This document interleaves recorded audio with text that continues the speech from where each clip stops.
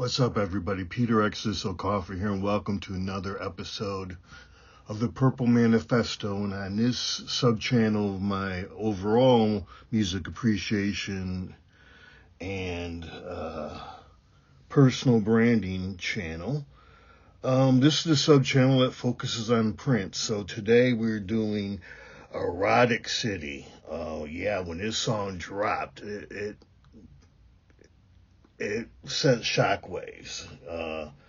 So it was the B-side for Let's Go Crazy. And so that means when it dropped, I was in boot camp for the Marine Corps. So anyway, Prince is interesting because, he's always dropped B-sides that, you're like, why wasn't this on the album? And remember, unlike today, you can, you could do an album with 50 songs if you wanted to.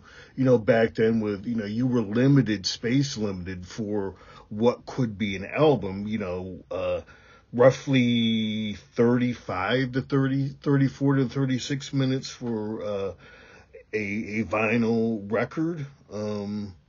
Maybe 90 minutes for a cassette, unless you wanted to get into 2 cassettes, and I think the limit for CDs were 86 minutes. But Prince did one of the things, when I discussed the mystique and stuff of Prince, one of his mystiques was that he didn't always put his best stuff on actual albums. I mean, sometimes he would, throw it on the B-side, and sometimes he wouldn't even release it at all, and we would trickle out as a bootleg. And if you don't know my theory about Prince and bootlegs, I mean, I did an episode on Prince and bootlegs. I'll summarize it to say there was just too much stuff that got out of that vault. I mean, all Prince had to do would be to, change the combination, and only 3 or 4 people had the combination to the vault. So, yeah, I mean, the vault started trickling out of the vault in the early 90s when he was having, his fight with Warner Brothers. So, I mean, it was to get back at Warner Brothers, and Prince wanted to release more stuff. So that's my, come on, way too much stuff getting out of that vault. So let's talk about Erotic City. Man, what a song. This is a duet with Sheila E. Sheila E. did not want to sing the word fuck, so she said funk, and Prince obviously said fuck. And they mixed together, and it comes out as, when you listen to the song, it sounds like fuck. Prince was inspired to write the song after going to attending a George Clinton concert at the Beverly Theater in Los Angeles. Prince is number 1 on my, influence list. George Clinton's number 2, and George and Prince have a long history. George actually released 2 albums on Prince's MBG label. So Cinderella Theory, 1989, and Hey Man, Smell My Finger in 1993.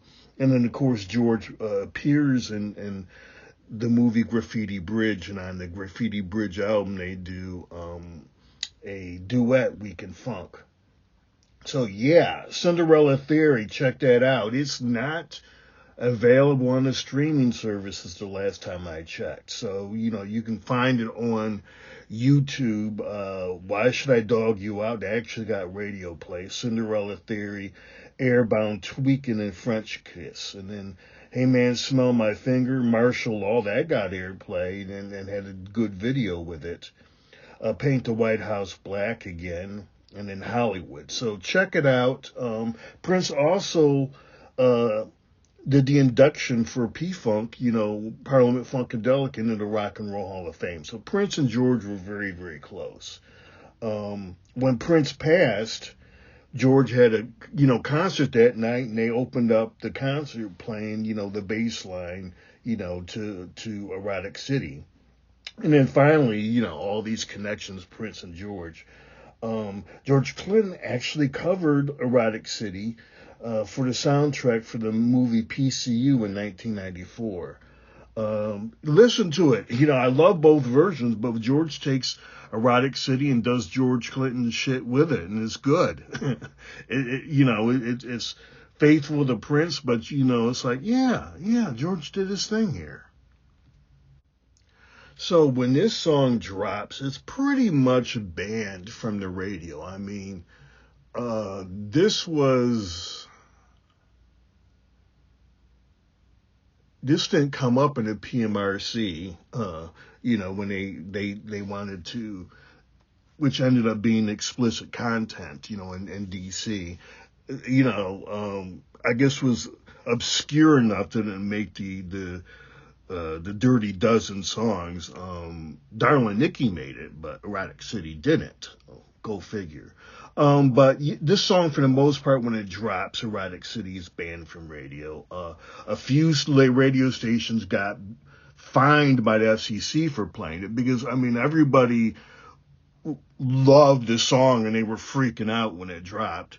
Let's see. So rumor has it. What do you call these? Who knows? That a DJ in Chicago got fired for playing the song on the air. No confirmation, don't know, but that, this was some of the lore surrounding the song. This song was very, very explicit for its time in '84 when it dropped.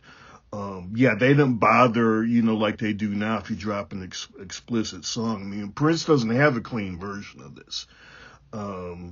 And they don't bother, just removing words like they do now. They have to because, a lot of folks just gonna be like, this is the song, and if it has a bunch of hooks in it and people like it, then the radio stations go in there and edit out what they want to. They didn't do that back in the day. So the single clocks in at 3 minutes and 46 seconds, and the 12-inch, which is called Make Love Not War, drops at 7:24. The Make Love Not, as good as the single is, the Make Love Not War is even better. Now, this song was so slamming that even back at Purdue in the early 90s at the black sorority and frat parties when they dropped Erotic City, deep in the heart of hip hop, and this people, this would still fill the dance floor. And also this is when this is Purdue West Lafayette on 65 between Chicago and Indianapolis, so house was rocking too. And this would you could drop Erotic City, in 1991, and folks would dance to it, despite all the folks out of Chicago and house and hip hop running the scene. So in the song, Prince uses what is called a various speed process to speed up and slow down the taping. And when doing it, it makes his vocals high and thin when they speed it up, and when they slow it down, it makes his vocals low. So what makes this song? It's that bass line. That hypnotic bass line is filthy. And he put he married that bass line up with his Lynn drum machine. And so that, he did use an Oberheim OB8 synthesizer on this, and that's from the late 70s. Prince loved his Oberheim synthesizers. Never have, probably never will be able to afford a real Oberheim. They're very expensive. They, you're upwards of $10,000, for one now. They just came out with a new generation, I think is like $1,500, but even the newer generations, were 4,000 up, in the last 5 or 6 years. I don't know how these new ones, I'm not sure if they sound as good as the originals, but, that bass line, do do do do do do do do. Do do do do do do do do. Yeah, that bass line. So Prince opened up the Love Sexy tour with Erotic City. So yeah. So yeah, this song kind of feeds into Prince's mystique because it was essentially banned. And this song drops, again, as the flip side for Let's Go Crazy.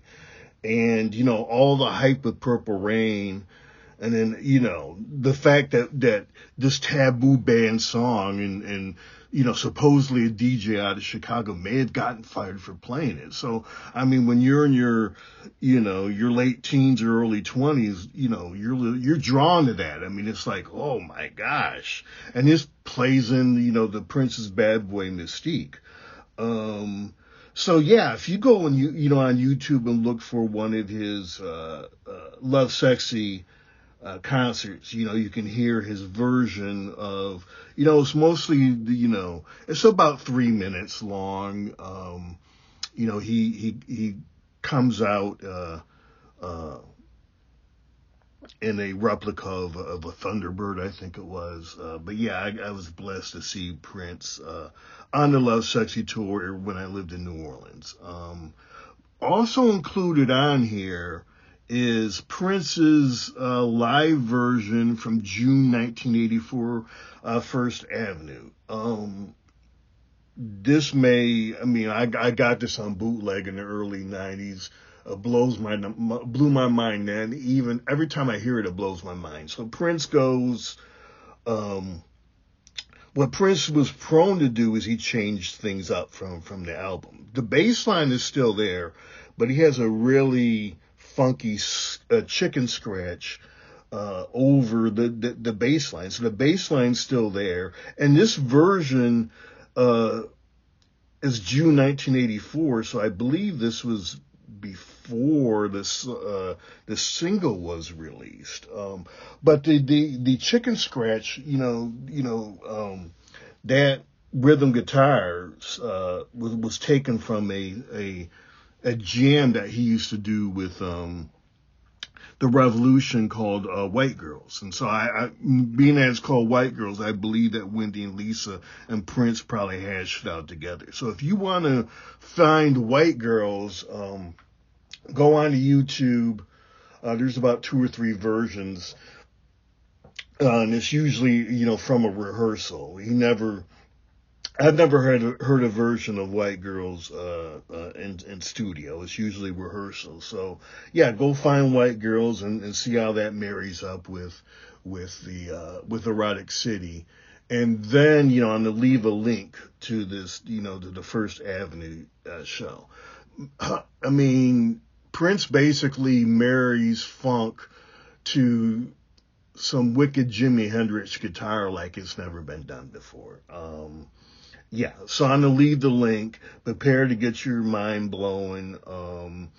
It's super funky, but it's also, he goes full blow Jimi Hendrix on this one. And it's just amazing. So anyway, enjoy. Let me hit this close. Thanks for coming through. Hit the like button. Hey, I know there's a lot of Prince fans out there. I know I'm not the only one with a Prince podcast, so spread the word. I know how loyal and, dedicated Prince fans are, so do me a favor, spread the word on this. But hit the like button, subscribe to the channel. I have 5 albums of my own. They're connected to here on my YouTube channel, but I'm also on all the major streaming services. I record under the name Exodus, Xodus. My debut album is called Book 1. I also have 2 science fiction fantasy novels and novella on Amazon. So thank you again for coming through, and I will see you next episode.